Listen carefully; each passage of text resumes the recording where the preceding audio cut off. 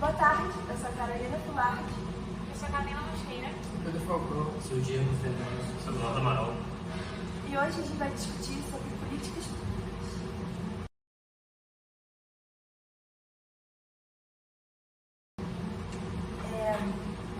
A política pública ela é um jeito que o governo encontra de amenizar as dificuldades que o brasileiro passa diariamente. São vários órgãos do governo que se unem para discutir sobre o problema e formular o melhor jeito de lidar com isso. Falando dessas políticas públicas, eu queria falar sobre uma que eu acho, assim, um programa que eu acho que acabou se encadeando, servindo como uma base.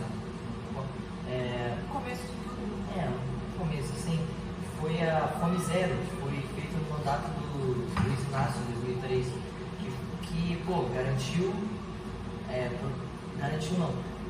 proporcionou projetos de infraestrutura, inclusão social, acesso à água, muitos projetos sociais. Uma base, assim, acabou também tendo projetos, políticas públicas, como a Bolsa Família. Então, a Bolsa Família é o maior programa de transferência de renda do Brasil. Ela foi conhecida internacionalmente por ter tirado milhões de famílias da pobreza. Ela leva em consideração a quantidade de pessoas que estão na família. Por exemplo, uma família de 3 pessoas, ela vai receber uma quantidade de renda maior do que uma pessoa que vive sozinha, por exemplo. Isso. Ela visa ajudar mais na saúde, na educação e na assistência social, que ajuda muito a melhorar a qualidade de vida das pessoas de baixa renda. Falando nisso, nessa questão de renda, eu queria falar sobre outra política pública que são os restaurantes populares, que são restaurantes que têm preços e são localizados em locais de mais pobreza, baixa renda, e onde eles têm comida com um acesso bom, assim, um preço muito acessível. E uma comida digna, de qualidade. Sim, a maioria, assim, que for fiscalizada, porque acaba tendo um preço bom, tendo, por exemplo, 50 centavos no café da manhã, R$2 no almoço, jantar. Não, sim, para garantir uma boa alimentação Mas é uma fiscalização bem feita, né? Exatamente. E aí, Qualquer política pública, né? Sim. Não funciona. Um dos problemas Principalmente a proposta é muito boa em si só que o problema é que às vezes tem uma garantia de qualidade. Sim, a gente tem uma garantia de qualidade. Não só a localização pode afetar, assim, a questão, assim, do restaurante, mas também as comidas. Porque, às vezes, na maioria das vezes até, a gente tem, por causa da localização e também falta de manutenção sobre ela, a gente acaba tendo comida descarada. Justamente por isso que é importante a gente ter essa fiscalização, né? Inclusive, já que a gente está falando de fiscalização de empresa, né, de estabelecimento principalmente, a alimentação mais especificamente, né? Quem faz isso na verdade é o Ministério do Trabalho. E eles fazem isso através também dos funcionários deles, né? As pessoas, os auditores, eles vão até os locais, isso inclusive sem aviso prévio, justamente para realmente verificar se a comida está de qualidade, se os ingredientes não estão estragados. Exatamente, mas a questão também não é só a confecção dos alimentos em si, mas também os próprios trabalhadores que estão lá, né? É importante eles verificarem, por exemplo, as condições em que aquelas pessoas estão trabalhando. Exatamente. E também ver se todas as normas estão em ordem, né? Todas as legislações. E não só do restaurante popular, mas de todas as políticas públicas. Não, sim, claro. Isso para todas as formas de restaurantes, né? São todos os restaurantes, todos os estabelecimentos que mexem com isso, até porque isso se for feito de um jeito que... Mal feito? Mal feito, exatamente. Se for mal feito, isso pode ter um risco altíssimo para a saúde das pessoas, né? Imagina alguém comer uma coisa estragada. Exatamente, por isso que tem que fiscalizar não só É a comer única eles. coisa que eles podem comer. E a higiene também é uma grande questão disso aí, né? Querendo ou não, é muito importante porque isso vai influenciar a saúde das pessoas, né? Você pode acabar tendo Acaba sendo uma bola de neve. Sim, sim. E em grande escala, né? Porque quando você tem, por exemplo, eu uso um ingrediente para uma grande quantidade de alimentos, né? Eu acabo, por exemplo, podendo causar uma intoxicação alimentar em centenas de pessoas. Exato. Acho que um órgão de fiscalização bem importante também é a Agência Nacional de Saúde Suplementar, que fiscaliza os planos de saúde, se eles estão prestando os devidos serviços à população, e até mesmo para essa população mais pobre, assim, eles já não têm muito acesso à saúde, aí eles têm que recorrer à Agência Nacional de Saúde Suplementar, que aí vai ajudar eles a garantir que eles tenham um bom acesso aos planos de saúde e que estejam todos conformes. Isso realmente é muito importante. Infelizmente, é uma pena que, por exemplo, o SUS, né, ele não seja de tão boa qualidade, né? Tem gente que espera um tempão e ainda não consegue nenhum atendimento digno, né? As pessoas chegam nos hospitais, não tem ninguém para atender elas. Sim, sim. Não é porque é só o Brasil que tem SUS e tal, isso quer dizer que tem que ser jogado às traças. Né? Sim, sim. Tipo assim, porque, por exemplo, os Estados Unidos eles não tem nem sistema de saúde público. Só que aí a gente tem, é uma coisa boa, só que não é de qualidade, não é de qualidade. Só depende do SUS, Exato. Normalmente as pessoas que só dependem do SUS são as pessoas de baixa renda, né?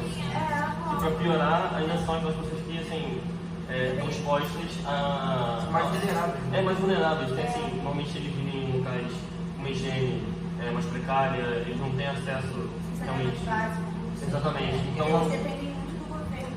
Tá movendo essa dependência e eles não são tratados assim de forma correta. Não correta, mas apropriada. Sim, e também outro direito humano, né, que quase não é respeitado, principalmente da população de baixa renda, é a educação. A educação no Brasil pública é muito precária. E tipo assim, e mesmo assim, e a além gente sabe que as escolas, né, só de fora que vai aprender que isso é complicado. A universidade até de mais qualidade, né? Tipo assim, mesmo assim, o governo é muito... E também, muitas pessoas, elas quase não ficam nas escolas. E existe um auxílio governamental para continuar na escola, porque pouca educação ainda não é muito nenhuma, sabe? É a base do país, né? É a base do país. Então existe um auxílio pé de meia para as pessoas de baixa renda continuarem nas escolas, que é basicamente uma transferência de dinheiro, né, para os alunos continuarem completarem o ensino médio. Então a gente tem esse incentivo, né, de tentar ao menos criar uma base. Para as pessoas para os adolescentes, tipo assim, para as crianças e adolescentes não tiverem que sair das escolas para ter que trabalhar, porque senão eles não conseguem ter de qualidade. E essa medida foi aplicada recentemente, Foi? eu acho. Sim. Eu vi em alguns lugares aí que aumentaram, acho que o preço que eles recebiam no final Sim. E até 16 mil, assim, só para completar o ensino médio. Exato. Mas mesmo assim, tipo, mas não tem que parar por aí, sabe? Às vezes o governo faz uma política pública desse tipo, que é uma coisa boa, incentivar as pessoas a ir para a escola, só que a escola é precária. Tipo assim, tem que incentivar a educação para realmente efetivar essa política pública. Não adianta só abordar isso de um lado só, né? Exato. Tem que abordar isso completamente, né? A proposta é boa, assim, se ganha dinheiro, tem que ter completado o ensino médio, mas temos esse problema também da educação. Você completa o ensino médio, dependendo da educação, não é uma educação tão boa. E também tem a questão de faculdade. Você só está sendo obrigado, se não me engano, incentivado a fazer o ensino médio. Outra iniciativa de educação que também afeta muito a educação são as escolas agenciais, né? As escolas agenciais, elas são para incentivar as pessoas... Não só de baixa renda, mas excluídas socialmente. Então, estão historicamente excluídas da Produção sociedade, histórica, né? como são pessoas negras, indígenas, pardas, Tem os PCDs. E os quilombos Não é racial, mas também são historicamente excluídas. Porque se a gente for analisar as faculdades são muito difíceis de entrar no Brasil. E essas pessoas geralmente, se a gente for pegar os dados, a maior parte das pessoas pobres nobres são negras. Sim. Justamente por Falando do Brasil, né, é uma grande parte da população, na verdade, no geral. A gente acha que o racismo acabou, mas o racismo existe já há Cultural, né? É estrutural, tipo, a cota racial é um meio que o governo achou de tentar diminuir essa cota, para tentar, na verdade, fazer uma igualdade de pessoas que vão para a faculdade, pessoas brancas, negras, Porque aí indígenas. você consegue ter uma inserção maior no mercado de trabalho futuramente, né? Isso. Exatamente. E falando um pouco mais sobre essa inserção no mercado de trabalho, é muito importante, sim, a gente ter essas cotas sociais, a gente ter já a inserção pela base, né, pela educação em si, das universidades, dos cursos das universidades, né? Mas é aquela coisa, né? A gente não consegue ainda abordar uma grande parte da população que já passou dessa fase, né? Que já está numa idade mais avançada, né? Mas para isso que a gente tem algumas outras formas de inserir essas pessoas no mercado de trabalho, que seria através de boa qualificação ou da profissionalização dessas pessoas, né? E, na verdade, a gente tem, ainda bem, né? A gente tem uma forma de fazer isso por dois caminhos. Que seria pela qualificação, seria o FAT, que ele vai financiar cursos técnicos para que as pessoas tenham uma capacitação profissional melhor, ou que elas consigam ter uma capacitação profissional, né? E a gente também tem a questão da profissionalização que eu falei. A gente tem também o Pronatec, que ele oferece cursos técnicos para que as pessoas consigam realmente ter uma formação, né?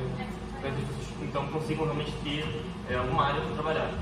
Apesar de que, infelizmente, falando isso de forma mais do FAT, né? Essa capacitação profissional, ela acaba, muitas das vezes ela não acompanha o mercado, mas já é alguma coisa. É um curso mais simples, né? Não uma universidade. Um curso mais simples, basicamente. Sim, Mas sim. tem muitas pessoas que perderam a oportunidade para sim, Mas apesar de não ser, por exemplo, os cursos que essas atividades oferecem vão ser os melhores, assim, vão ter a melhor qualidade, e a capacitação profissional, como eu disse, ser atrasada, né, ela não acompanhar o que o mercado realmente deseja, né? Que isso está sempre mudando as demandas do mercado, cara, já é melhor do que nada, né? Já é uma atividade para você sair do zero. E por isso as cotas raciais são importantes no Brasil. Para essas pessoas que não são inseridas em quase nenhuma área da população, como mercado de trabalho e tal, sejam realmente inseridas nas cidades.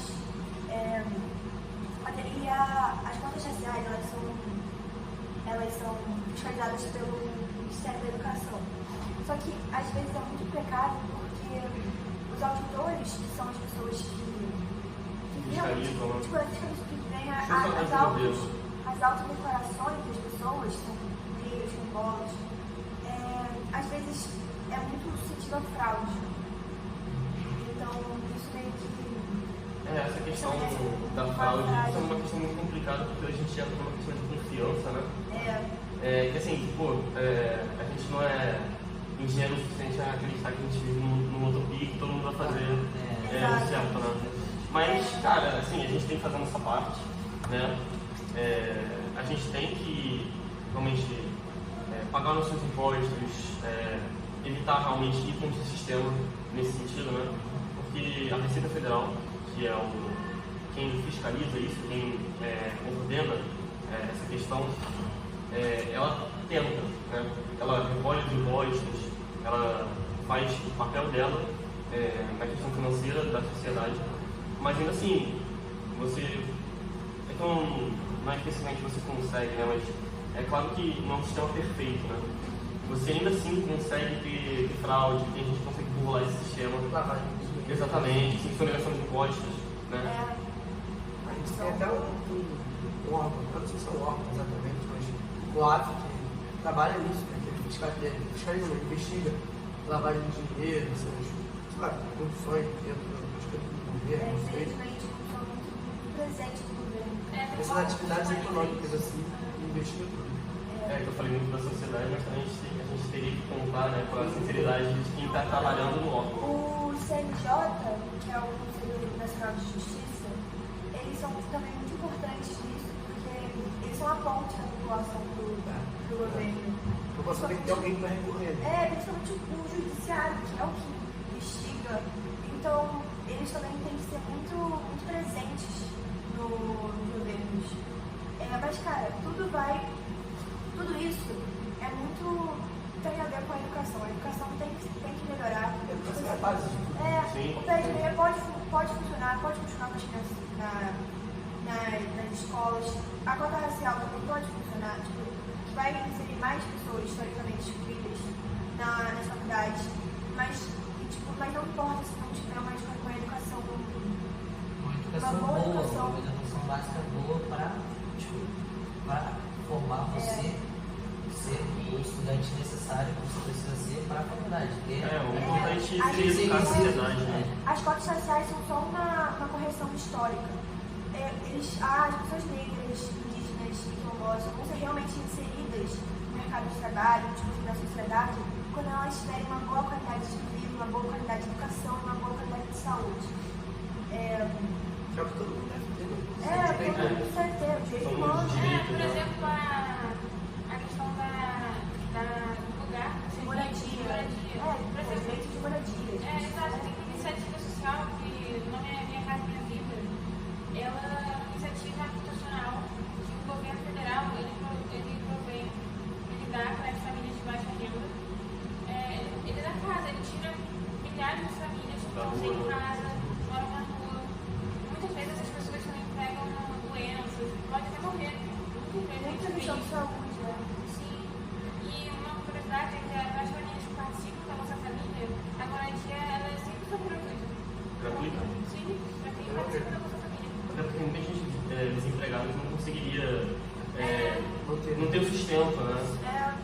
Apesar do que a gente já falou de educação e tudo, existem sim pessoas que tiveram sua formação, não estou entrando no quesito de uma boa formação não, mas de qualquer forma, tiveram uma formação, se formaram e em teoria eles têm uma profissão, eles têm como exercer alguma coisa, mas acaba que você às vezes não tem vaga, às vezes foi alguma função que ficou muito obsoleta e as pessoas não buscam mais, né?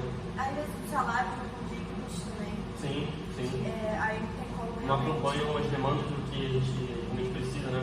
Ainda mais com os preços cada vez mais altos do jeito que eles estão, né? Exato. Aí também entra a fiscalização do Ministério do Trabalho, para ver se realmente está tendo condições dignas de trabalho para as pessoas. Sim. Trabalho, salário digno é um direito. É um direito universal. Todo mundo deveria ter dinheiro para sobreviver um mês. Mas realmente melhorar a qualidade de vida das pessoas é o que mais importa. É importante. Para a evolução.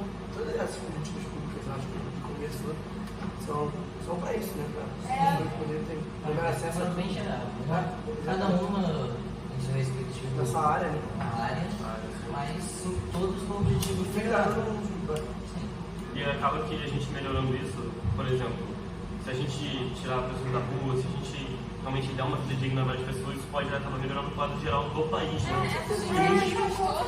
Mais gente trabalhando, o país produzindo mais. Não é só assim, e exatamente, vou adicionar inclusive o que você falou, muitas pessoas cometem, por exemplo, crime de furtos, roubos, porque elas estão em uma situação de necessidade tão extrema que elas chegam a ter que fazer isso, mas se a pessoa tiver um sustento, tiver um ganho digno, né, elas não teriam que chegar a uma situação dessa. Eu sei que, assim, realmente é algo que o país tem que trabalhar bastante, né, mas que com a inserção do pessoal no mercado, com a educação principalmente, né, a gente não teria que deixar as pessoas nessa situação de vida.